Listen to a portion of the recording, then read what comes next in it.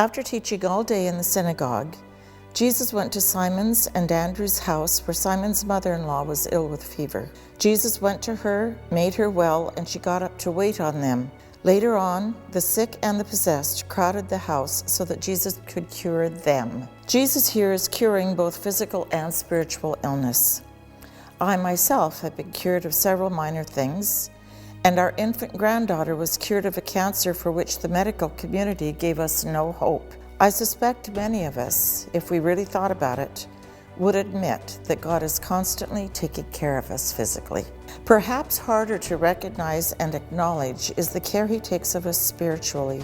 In today's gospel, I understand the devils to be the demons or the minions of Satan, which are constantly tempting us. Those little devils are the temptations that all of us battle every day.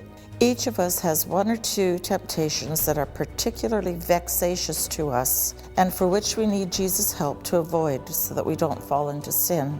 Those temptations, if we succumb to them, trap us in sin and harden our hearts in willfulness and pride in ourselves.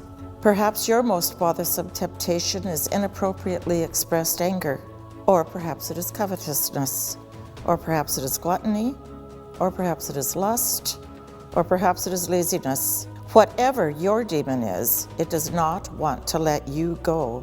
Those little devils want to see your soul possessed by sin so that you can be one of their trophies for Satan and hell. Remember, temptation is not sin. It is only when we give in to temptation that we sin, and the demons win. Jesus wants us to be ultimately with Him in heaven, but on this earth, He wants us to be strong, living in His grace and joy and peace. He knows that we are weak and seek gratification, that we need His help to prevent our personal demons to possess us. As with Simon's neighbors, we have but to ask for Jesus' help each and every time that we are tempted by our devils. Each time we resist with God's help, with His grace, we realize a greater sense of living God's will in His joy and peace. But we must ask in the same way that Simon's neighbors asked, directly and personally. Jesus wants us to consciously rely on Him and to ask Him for help. He wants to be on this journey with us, helping us in any way that we need and that we ask for in order to gain eternal life with Him.